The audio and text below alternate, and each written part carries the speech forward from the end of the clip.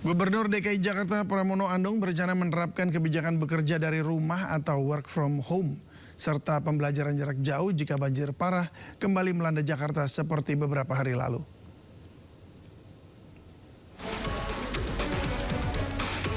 Menurut Pramono, pengalaman banjir akhir pekan lalu menjadi evaluasi penting bagi pemerintah Provinsi DKI Jakarta. Saat itu curah hujan tinggi terjadi pada hari libur panjang sehingga belum diperlukan kebijakan work from home. Namun jika kondisi serupa terjadi pada hari kerja, Pemprov DKI akan memberlakukan WFH atau bekerja dari rumah bagi pekerja serta menerapkan pembelajaran jarak jauh untuk sekolah bagi para murid.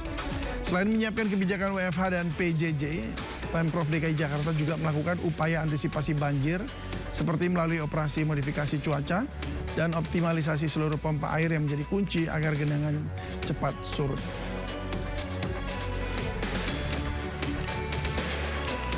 Kalau memang akan terulang kembali, dan mudah-mudahan tidak ya, mudah-mudahan tidak. Karena kemarin ketika curah hujan di hari Sabtu Minggu, kebetulan kan lagi libur panjang, sehingga tidak memerlukan work from home.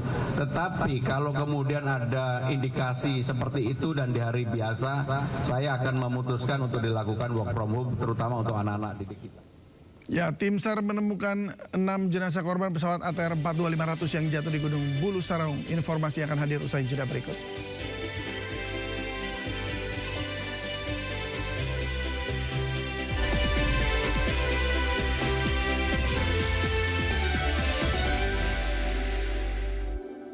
Dua kelompok remaja yang membawa senjata tajam terlibat tawuran Jalan Kolonel Sugiono, Durensawit, Jakarta Timur pada Kamis dini hari.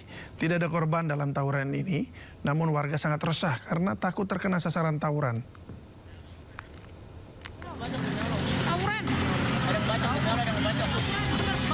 Dua kelompok remaja terlibat aksi tawuran di Jalan Kolonel Sugiono, Durensawit, Jakarta Timur.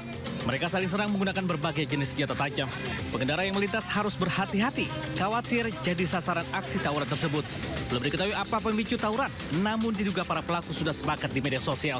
Tidak ada korban dalam tawuran ini, namun aksi tawuran yang kerap terjadi sangat meresahkan warga. Dari Jakarta, Rio Manik Anyus melaporkan. Seorang pria mengembalikan barang curian setelah kepergok korbannya. Sementara itu 3 orang pencuri gabah jadi bulan-bulanan warga di Tuban, Jawa Timur.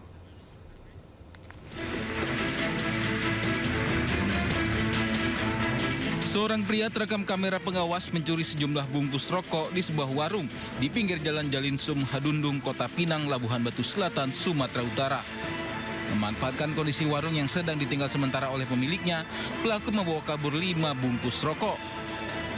Namun aksi pelaku rupanya dipergoki pemilik warung yang curiga gerak-gerik pelaku.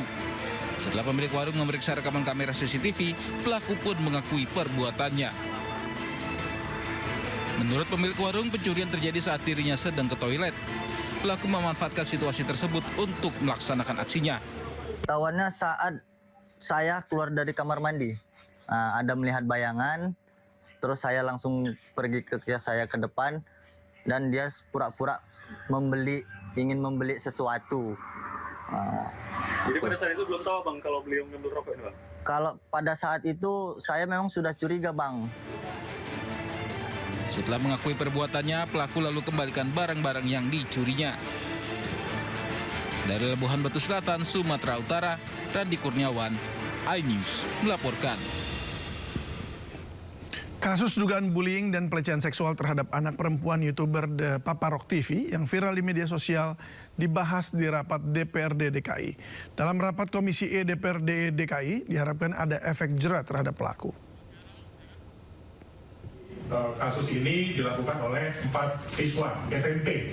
Nah, ini saya tolong jawabannya, bagaimana update-nya dan prosesnya seperti apa antara DPKPP, Dinas Pendidikan, orang tua murid dan pihak SMP Negeri 214. Tanggal 19 kemarin sudah dilakukan pertemuan melibatkan sekolah, pengawas sekolah, orang tua, polisian, dan Lanut karena lokasinya di sana di wilayah sekitar Bandung, yang sifatnya mereka nanti akan melanjutkan bagaimana SOP untuk pembinaan karakter dan disiplin anak supaya mencegah adanya pembulian dan sebagainya. Minta tolong ini benar-benar menjadi perhatian khusus dari DPKPP dan Dinas Pendidikan. Harus ada penekanan efek jerah dari Dinas DPP-APP dan Dinas Pendidikan, ya, sehingga korban bisa dilindungi dan pelaku bisa diberikan efek jerah dan edukasi agar hal-hal ini tidak berulang dan tidak terjadi, ya, karena ini sangat penting sekali. Jangan sampai semakin banyak korban-korban yang ada di DKI Jakarta. Efek jerahnya apa? Mungkin dikeluarkan dari sekolah atau tidak diterima di SMA negeri, atau seperti apa, seperti bahasa bilang di negara mana, bahasa Korea, ya, kalau melakukan bullying, pelecehan tidak bisa diterima di universitas. Sebelumnya kasus dugaan bullying dan pelecehan seksual terhadap anak perempuan YouTuber The Paparok TV menjadi viral di media sosial. Dalam video yang diposting melalui akun Instagram @thepaparok, sang anak menceritakan pengalaman tidak menyenangkan yang dialaminya di sekolah. Dia tuh buat stiker pas aku lagi latihan dance, itu kan aku buat video dance kan sama teman-teman aku tuh rame 3 orang ini nih.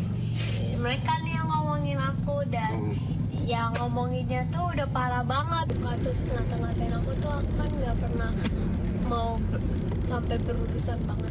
Dalam pengakuan sang anak, sejumlah siswa laki-laki diam-diam memotret dirinya saat sedang latihan menari di sekolah.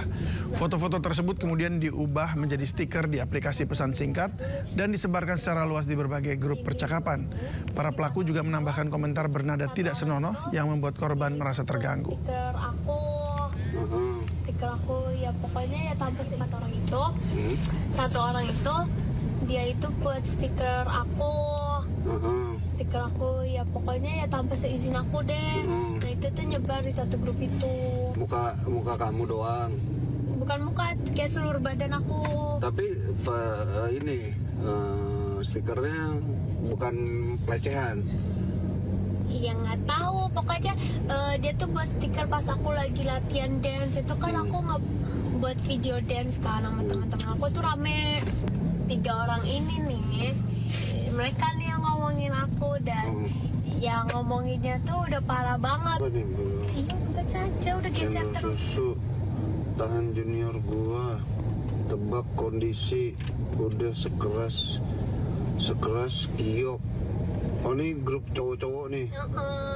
Terus dikirim foto. Pantesan tadi kagak ngambil rapot. Terus maknya, oh kepala batu sonai. Habis buat video langsung tuh. Siapa nih? Ramadan Revan Sabi. Wow. Ini dia ngirim foto. Baca dalam hati, nggak mau dengar. Baca dalam hati. Ya nggak apa-apa. Gue mau balik ke sekolah dulu, mau nemuin Kalista. Terus gue, waduh. Menanggapi dugaan bullying ini, pihak sekolah menggelar pertemuan intensif. Dari hasil pertemuan, sekolah menjatuhkan skorsing 2 hari terhadap terduga perundung. Pertemuan dihadiri orang tua korban, orang tua terduga perundung, pihak sekolah, pihak Pangkalan Udara dan kepolisian setempat. Dalam pertemuan, pihak sekolah minta maaf dan menjatuhkan sanksi skorsing 2 hari terhadap para terduga perundung.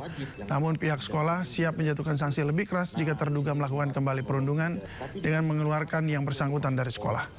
Orang tua korban berharap anaknya bisa mendapat keadilan sambil melaporkan masalah ini ke Komnas Anak Jakarta. Dan tetap akan mengawal kasus ini bersama-sama dan mari kita gencar perang melawan bullying. Perhelatan ekonomi tingkat tinggi World Economic Forum 2026 secara resmi dimulai di Davos, Swiss. Informasinya akan hadir usai jeda berikut.